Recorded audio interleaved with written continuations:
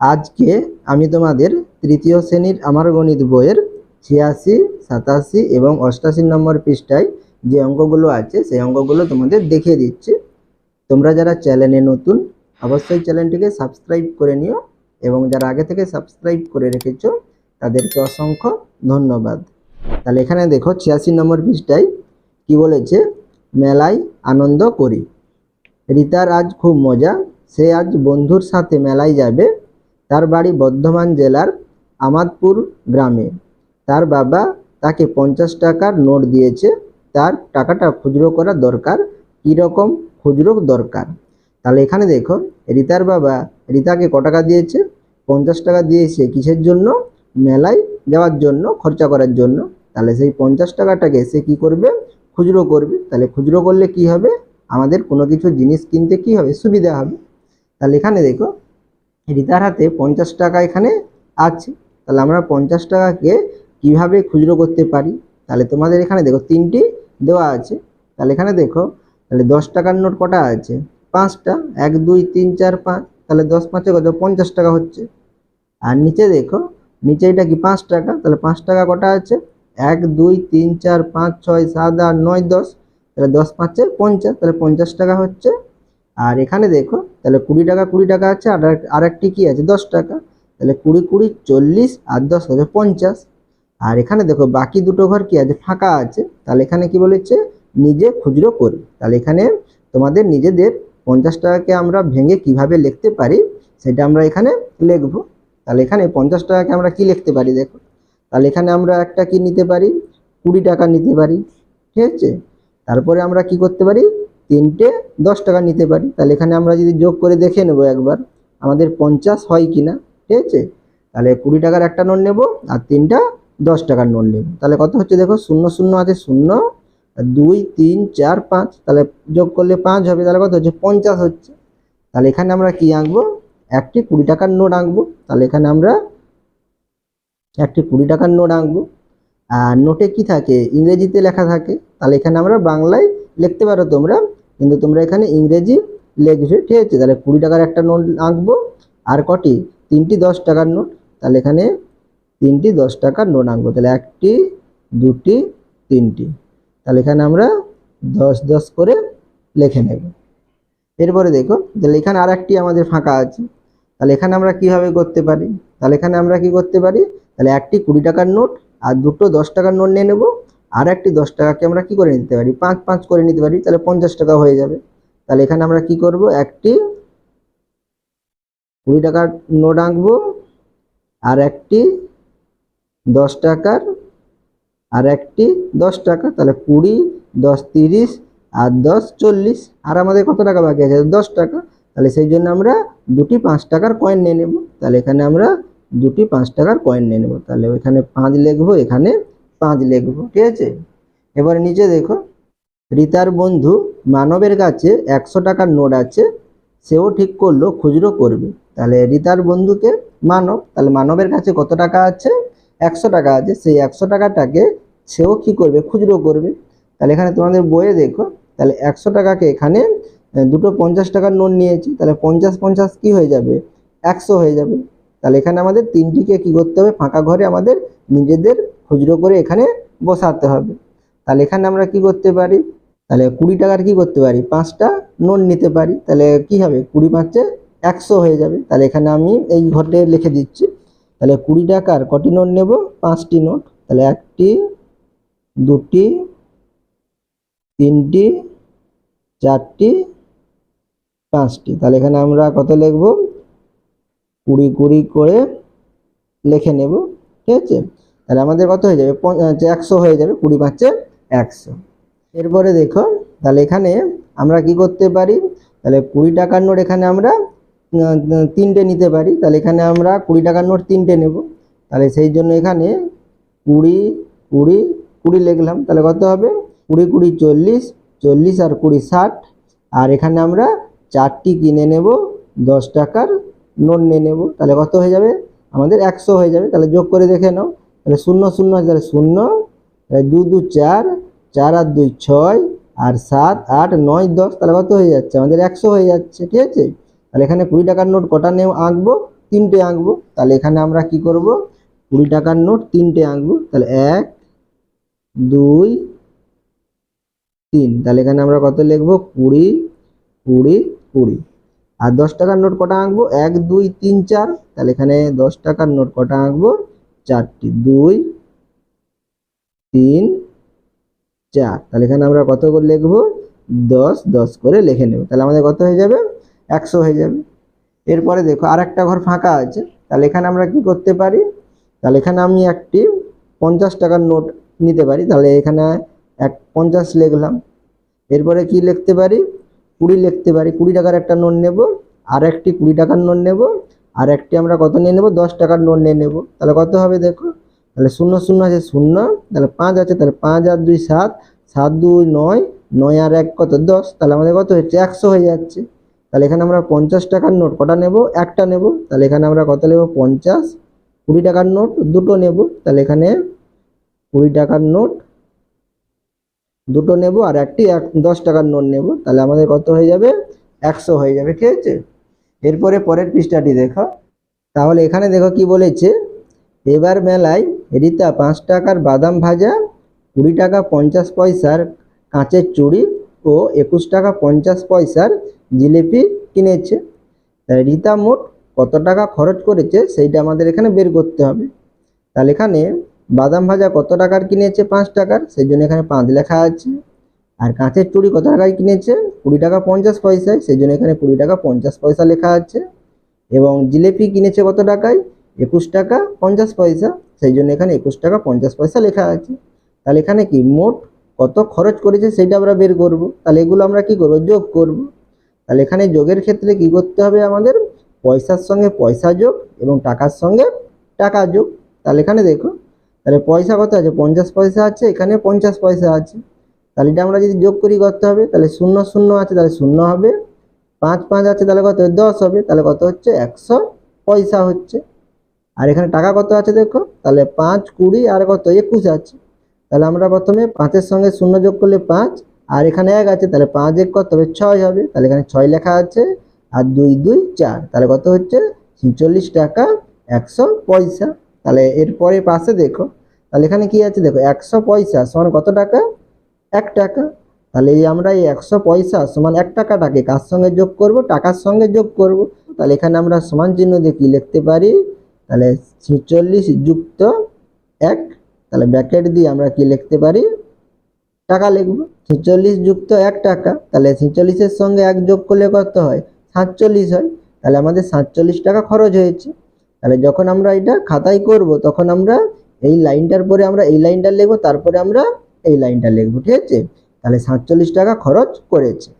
এরপরে দেখো নিচে দেখো কি বলেছে, মানব 10 টাকা 50 পয়সার বাদাম, 25 টাকা 50 পয়সার চীনামাটির রবীন্দ্রনাথ ঠাকুর ও 12 টাকা 50 পয়সার দামের একটি বাঁশি কিনেছে। তাহলে মানব মোট কত টাকা খরচ করেছে সেইটা আমরা এখানে বের করব। তাহলে তোমাদের এখানে লেখা আছে দেখো, তাহলে বাদাম কত টাকার কিনেছিল, 10 টাকা 50 পয়সা। তাহলে 10 টাকা 50 পয়সা এখানে লেখা আছে। আর রবীন্দ্রনাথ ঠাকুর কত টাকার কিনেছিল, চীনামাটির 25 টাকা 50 পয়সা। তাহলে এখানে তোমাদের লেখা আছে 25 টাকা 50 পয়সা। এবং একটি বাঁশি কিনেছিল কত টাকা, 12 টাকা 50 পয়সা। তোমাদের এখানে 12 টাকা 50 পয়সা এখানে লেখা আছে। তাহলে এখানে আমরা প্রথমে কি করবো, পয়সার সঙ্গে পয়সা যোগ করব। তাহলে এখানে দেখো, তাহলে 0 0 0 আছে, তাহলে এখানে আমাদের 0 আছে। আর 5 5 যোগ করলে 10, 10 আর 5 যোগ করলে কত, 15। তাহলে এখানে 15 লেখা আছে। তাহলে কত পয়সা হয়েছে, 150 পয়সা। এরপরে আমরা টাকার সঙ্গে যোগ করব, টাকা টাকা যোগ করব। তাহলে এখানে কত হবে দেখো, 0 আর 5 আছে, তাহলে 5 হবে। 5 আর 2 যোগ করলে কত, 7 হবে। তাহলে এখানে 7 লিখবো। এরপরে আমরা কত যোগ করব, 1 আর 2 যোগ করব। তাহলে 1 আর 2 3, 3 আর 1 কত, 4। তাহলে আমাদের কত হচ্ছে, 47 টাকা 150 পয়সা। তাহলে এখানে দেখো আমরা কি জানি, 100 পয়সা সমান কত, 1 টাকা। তাহলে এখানে কি 150 পয়সা আছে, তাহলে কি হবে, 1 টাকার বেশি আছে। তাহলে এই সাইডে আমরা কি লিখে নেব, 150 পয়সা সমান কি লিখতে পারি, তাহলে 100 যুক্ত 50 পয়সা। তাহলে এখানে 100 মানে কত, 1 টাকা। তাহলে কি লিখব, 1 টাকা 50 পয়সা। ঠিক আছে, তাহলে আমরা এখানে 1 টাকাটাকে কার সঙ্গে যোগ করব? 47 টাকার সঙ্গে যোগ করব। তাহলে এখানে আমরা মাঝখানে এই লাইনটা আমরা লিখতে পারি। তাহলে কি লিখব? তাহলে 47 এর সঙ্গে আমরা 1 যোগ করব। তাহলে কি লিখব? তাহলে 47 যুক্ত 1 টাকা। আর এখানে 150 পয়সা সমান কত ছিল? 1 টাকা 50 পয়সা। তাহলে 1 আমরা এখানে যোগ করে নিচ্ছি। তাহলে কত আছে? 50 আছে, 50 পয়সা আছে। তাহলে এখানে আমরা কি লিখব? 50 পয়সা খরচ করেছে। ঠিক আছে, তাহলে সমান চিহ্ন দিয়ে নিচে কি লিখবো? তাহলে 47 যুক্ত 1 তাহলে কত হবে? 48। তাহলে কত লিখবো? 48 টাকা 50 পয়সা খরচ করেছে। তোমরা যখন খাতায় করবে এই লাইনটা মাঝখানে জুড়ে দিবে। ঠিক আছে, এরপরে দেখো, বাড়ি ফেরার সময়ে ওরা দুজনে নাগরদোলায় চড়েছে, প্রত্যেকের 8 টাকা করে লেগেছে। তাহলে প্রত্যেকের কত টাকা করে লেগেছে? 8 টাকা করে লেগেছে। তাহলে কতজন? দুজন। ঠিক আছে, তাহলে মোট কত টাকা লেগেছে? তাহলে আমরা কি করব? তাহলে 8 এর সঙ্গে 2 গুণ করব। তাহলে কি লিখবো এখানে? দুজনে মোট। তাহলে দুজনের মোট আছে, তাহলে আমরা কি করব? 2 গুণিত কত লিখবো? 8। তাহলে 2 আসতে কত? 16। তাহলে এখানে কত লিখবো? 16। তাহলে দুজনে মোট 16 টাকা দিয়েছে। এরপরে 1 দাগের অঙ্ক দেখো, তাহলে এখানে কি বলেছে? বাবা বাজারে গিয়ে 50 টাকা 50 পয়সার মাছ, 20 টাকার আলু, 20 টাকা 50 পয়সার কাঁচা আনাজ কিনেছে। আমি হিসাব করে দেখি বাবা কত খরচ করেছেন। তাহলে এখানে তুমি হিসাব করে দেখছো তোমার বাবা কত টাকা খরচ করেছে। তাহলে এখানে আমরা এই টাকাগুলো কি করে নেব? যোগ করে নেব। তাহলে এখানে কি লেখা আছে দেখো? মাছ। তাহলে মাছ কত টাকার কিনেছিল? 50 টাকা 50 পয়সা। তাহলে এখানে কত লিখব? 50 টাকা 50 পয়সা। এরপরে কি লেখা আছে? আলু। তাহলে আলু কত টাকায় কিনেছে? 20 টাকা। তাহলে এখানে পয়সা নেই, তাহলে আমরা টাকাটা ঘরে লিখবো। কত লিখবো? 20। পয়সার নেই এখানে, তাহলে আমরা পয়সার ঘরে কি দেব? 0 0 দেব। এরপরে দেখো, কাঁচা আনাজ অর্থাৎ কি? সবজি। তাহলে কত টাকার কাঁচা আনাজ কিনেছেন? তাহলে 20 টাকা 50 পয়সা। তাহলে এখানে আমরা টাকার ঘরে কি লিখবো? 20, আর 50 পয়সাটা আমরা পয়সার ঘরে লিখবো। তাহলে এখানে যোগ করলে কত হবে দেখো? তাহলে 0 0 আছে, তাহলে এখানে 0 লিখবো। তাহলে 5 0 5 আছে, তাহলে 5 আর 5 যোগ করলে কত হয়? 10 হয়। তাহলে এখানে আমরা 10 লিখবো। তাহলে কত হচ্ছে? 100 পয়সা। এবার টাকাগুলো আমরা যোগ করব। তাহলে এখানে কত আছে দেখো? 0 0 আছে, তাহলে এখানে 0 হবে। আর এখানে 5 আর 2 আছে, তাহলে 5 2 7, আর 7 এর সঙ্গে 2 যোগ করলে কত হবে? 9 হবে। তাহলে এখানে আমরা 9 লিখব। তাহলে এখানে দেখো কত হচ্ছে? 90 টাকা 100 পয়সা। তাহলে এখানে আমরা কি জানি? 100 পয়সা সমান 1 টাকা। তাহলে সেটা আমরা সাইডে লিখে নিতে পারি। তাহলে 100 পয়সা সমান কত? 1 টাকা। তাহলে আমরা এই নিচে এই লাইনটি করার আগে আমরা নিচে একটা কি লিখে নিতে পারি? তাহলে 90 যুক্ত, তাহলে 100 পয়সা সমান 1 টাকা। তাহলে সেটা আমরা 90 এর সঙ্গে টাকার সঙ্গে যোগ করে নেব। তাহলে 90 যুক্ত 1 টাকা। তাহলে এখানে 90 এর সঙ্গে 1 যোগ করলে কত হয়? 91। 91 টাকা খরচ করেছেন। যখন আমরা খাতায় করব তখন আমরা কি করব? তাহলে এই লাইনটার পরে আমরা এই লাইনটা লিখবো, তারপরে আমরা এই লাইনটা নিচে লিখে নেব। ঠিক আছে, এরপরে পরের পৃষ্ঠাটি দেখো, আমার কাছে 80 টাকা 50 পয়সা আছে, আমি 3 টাকা 50 পয়সার একটা পেন্সিল, 12 টাকার খাতা কিনেছি। তাহলে এখানে তোমার কাছে কত টাকা আছে? 80 টাকা 50 পয়সা আছে। সেখান থেকে তুমি কি কিনেছো? 3 টাকা 50 পয়সার একটি পেন্সিল আর 12 টাকার খাতা কিনেছো। তাহলে এরপরে নিচে দেখো কি বলেছে? আমি মোট খরচ করেছি। তাহলে তুমি কত টাকা খরচ করেছো? তাহলে এখানে খাতা কত টাকার কিনেছিলে? তাহলে খাতা কিনেছিলে 12 টাকার। তাহলে সেই জন্য এখানে দেখো 12 টাকা আছে, আর পয়সার ঘরে 0 0 আছে। এরপরে দেখো পেন্সিল। তাহলে পেন্সিল কত টাকার কিনেছিলে? 3 টাকা 50 পয়সার। তাহলে এখানে টাকার ঘরে 3 হবে, আর পয়সার ঘরে 50 হবে। তাহলে মোট কত টাকা খরচ করেছি? তাহলে আমাদের কি হবে? যোগ করতে হবে। তাহলে এখানে দেখো তোমাদের যোগ চিহ্ন দেওয়া আছে। তাহলে আমরা প্রথমে কি করে নেব? পয়সা পয়সা যোগ করে নেব। তাহলে এখানে কত যোগ করলে হবে? তাহলে 0 0 আছে, তাহলে 0 হবে। 0 আর 5 আছে, তাহলে এখানে 5 হবে। তাহলে কত হচ্ছে? 50 পয়সা। এরপর আমরা টাকা যোগ করব। তাহলে এখানে 12 টাকা আছে, এখানে 3 টাকা আছে, তাহলে যোগ করলে কত হবে দেখো? তাহলে 2 আর 3 যোগ করলে 5, আর এখানে 1 আছে, তাহলে এখানে 1 লিখবো। তাহলে কত হচ্ছে? 15 টাকা 50 পয়সা। এবার নিচে দেখো, আমার কাছে আছে, তাহলে তোমার কাছে বাকি কত টাকা থাকবে সেইটা এখানে বের করতে হবে। তাহলে তোমার কাছে মোট কত টাকা ছিল? 80 টাকা 50 পয়সা। সেখান থেকে তুমি 15 টাকা 50 পয়সা কি খরচ করেছো, তাহলে বাকি কত টাকা থাকবে? তাহলে 80 টাকা 50 পয়সা থেকে 15 টাকা 50 পয়সা বিয়োগ করলে আমরা পেয়ে যাব। তাহলে তোমাদের সেটা তোমাদের এখানে লেখাই আছে 80 টাকা 50 পয়সা বিয়োগ 15 টাকা 50 পয়সা। তাহলে বিয়োগ করলে কত হবে দেখো, তাহলে পয়সার সঙ্গে পয়সা বিয়োগ করব। তাহলে 0 0 বিয়োগ করলে 0, 5 5 বিয়োগ করলে 0, তাহলে কত হচ্ছে 0 পয়সা। আর এখানে 80 আছে, এখানে 15 আছে, তাহলে আমরা 0 থেকে 5 বিয়োগ করব। তাহলে 0 থেকে 5 বিয়োগ যাবে না, তাহলে 0 কি ছোট, তাহলে আমরা 8 থেকে 1 ধার নেব। তাহলে 8 থেকে 1 ধার নিলে এখানে কত হবে 10 হবে, তাহলে এখানে 10 লিখবো, 0টাকে কেটে দিলাম। তাহলে 8 থেকে আমরা 1 নিয়ে নিয়েছি, তাহলে এখানে কত থাকবে 7 থাকবে, ঠিক আছে। তাহলে এখানে কত থাকলো 10 আর সামনে 7। তাহলে 10 থেকে 5 বিয়োগ করলে কত হয় 5 হয়, তাহলে এখানে 5 লিখবো। আর 7 থেকে 1 বিয়োগ করলে কত হয় 6 হয়, তাহলে এখানে 6 লিখবো। তাহলে কত হচ্ছে 65 টাকা 0 পয়সা। সমান আমরা কি লিখতে পারি 65 টাকা লিখতে পারি। তাহলে এখানে আমরা কি লিখবো 65 টাকা। তাহলে আমার কাছে আছে 65 টাকা, অর্থাৎ তোমার কাছে কত টাকার বাকি থাকবে 65 টাকা। এরপরে 3 দাগের অঙ্ক দেখো, গোপার দাদু গোপাকে 40 টাকা 50 পয়সা দিলেন। গোপা 7 টাকা 50 পয়সার ফুচকা ও 5 টাকার আলু কাবলি খেয়েছে। এখন গোপার কাছে কত টাকা আছে? তাহলে এখানে দেখো, তাহলে গোপা কি কি খেয়েছে, ফুচকা খেয়েছে এবং কি খেয়েছে আলু কাবলি খেয়েছে। তাহলে ফুচকা কত টাকার খেয়েছে 7 টাকা 50 পয়সা, আর আলু কাবলি খেয়েছে কত টাকা 5 টাকা। তাহলে এগুলো কি খরচ, তাহলে আমরা প্রথমে খরচগুলো যোগ করে নেব। তাহলে এখানে আমরা কি লিখবো, তাহলে গোপা মোট খরচ করেছে, তাহলে কত টাকা খরচ করেছে ফুচকার জন্য, তাহলে ফুচকার জন্য খরচ করেছে 7 টাকা 50 পয়সা। তাহলে এখানে আমরা কি লিখবো 7 টাকা আর পয়সার ঘরে 50 লিখবো। এবার দেখো আলু কাবলি, তাহলে আলু কাবলি কত টাকার খেয়েছে 5 টাকার খেয়েছে। তাহলে আমরা এখানে আলু কাবলির ঘরে কত লিখবো, টাকার ঘরে 5 লিখবো। আর এখানে পয়সা নেই, তাহলে আমরা পয়সার ঘরে কি দেবো 0 0 দেবো। তাহলে এখানে আমরা কি করব যোগ করব, খরচ আছে তাহলে আমরা যোগ চিহ্ন দেব।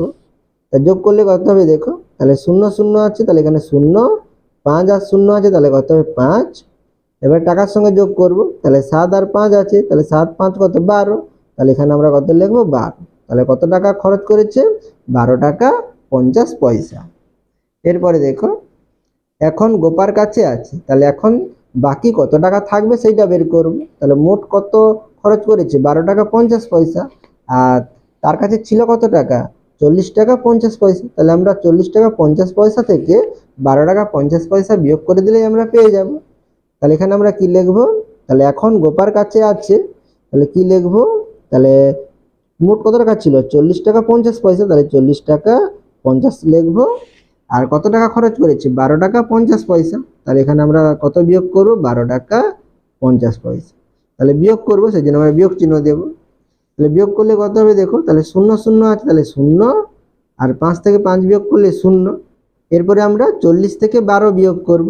তাহলে এখানে দেখো, তাহলে প্রথমে 0 থেকে 2 বিয়োগ করব। তাহলে 0 থেকে 2 বিয়োগ যাবে না, তাহলে আমরা 4 থেকে 1 ধার নেব। 4 থেকে 1 ধার নিলে আমরা আমাদের শূন্যের কাছে কত হবে 10 হবে, তাহলে এখানে 10 লিখবো, 0 কেটে দিলাম। আর 4 থেকে 1 ধার নিয়েছি, তাহলে 4 কেটে আমরা কত লিখবো 3 লিখবো। 4 থেকে 1 কমে যাবে, তাহলে এখানে কত লিখবো 3 লিখবো। তাহলে 10 থেকে 2 বিয়োগ করলে কত 8 হয়, তাহলে এখানে 8 লিখবো। আর 3 থেকে 1 বিয়োগ করলে কত হয় 2 হয়, তাহলে এখানে 2 লিখবো। 28 টাকা 0 পয়সা, তাহলে এখানে আমরা নিচে কি লিখবো, তাহলে শুধু 28 টাকা লিখবো, ঠিক আছে। তাহলে এখন গোপার কাছে আছে কত টাকা 28 টাকা।